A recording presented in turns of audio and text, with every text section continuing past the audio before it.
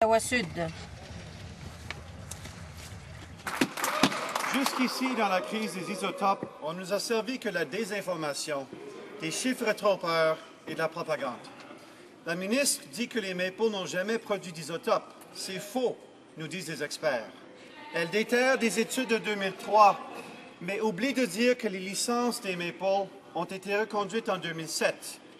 Pourquoi le gouvernement fait-il passer son désir idéologique de privatiser avant les faits et avant les besoins de santé des Canadiens?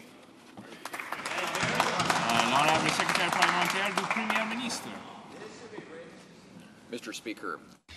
Monsieur le Président, je remercie le député de sa question. Je vais citer M. McDurban, qui est le PDG de ACL. Il a déclaré ce qui suit.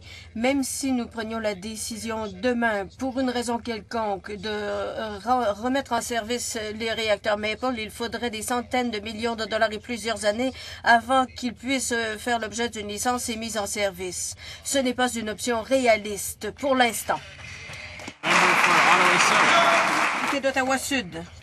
Monsieur le Président, on nous sert également de la désinformation au sujet de l'approvisionnement en isotopes. Le Dr Robert Hatcher, président de la Société américaine de médecine nucléaire, a déclaré que la capacité excédentaire du reste du monde dans les 4 réacteurs ne suffit pas à combler la pénurie créée par la mise hors service du réacteur de Chalk River.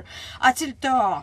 Le ministre peut-il nous dire exactement combien des 5000 patients canadiens qui doivent recevoir chaque jour des tests de diagnostic de cancer, de maladies cardiaques ou de maladies osseuses pourront recevoir ces tests? Le secrétaire parlementaire. Encore une fois, je remercie le député de sa question. Elle est en 2 parties. D'abord, la réaction à court terme au problème. À l'heure actuelle, le Canada est un chef de file pour trouver une solution internationale à ce problème. Le réacteur Peyton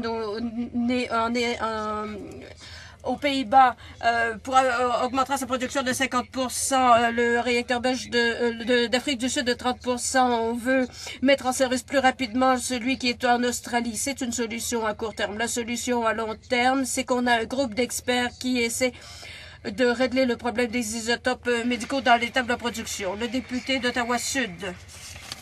Monsieur le Président, le gouvernement trompe les Canadiens quant à l'efficacité et la disponibilité d'isotopes de rechange. Il n'y a pas de solution de rechange pour les scintigraphies osseuses pour les enfants.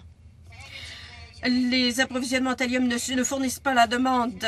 On a confirmé que les pays se garent à une guerre d'enchères pour les rares isotopes. Le ministre, que dit-il à la description par le Conseil de recherche national de ce que le gouvernement traite cette crise comme une catastrophe partout au monde? Le ministre de la Santé. Monsieur le Président, les mesures d'urgence qui ont été mises en place par les experts des isotopes médicaux sont mises en œuvre pour gérer cette pénurie qui existe au Canada. Les mesures visent à s'assurer que l'approvisionnement en isotopes sert aux patients les plus en danger, comme les enfants. Bon nombre de tests peuvent être utilisés à partir d'autres isotopes comme le fluorure de sodium et l'iode. Les médecins ont aussi d'autres solutions pour que les patients qui ont besoin de tests puissent les avoir. Et il y a d'autres solutions. Par exemple, les enfants peuvent recevoir des isotopes de TC99.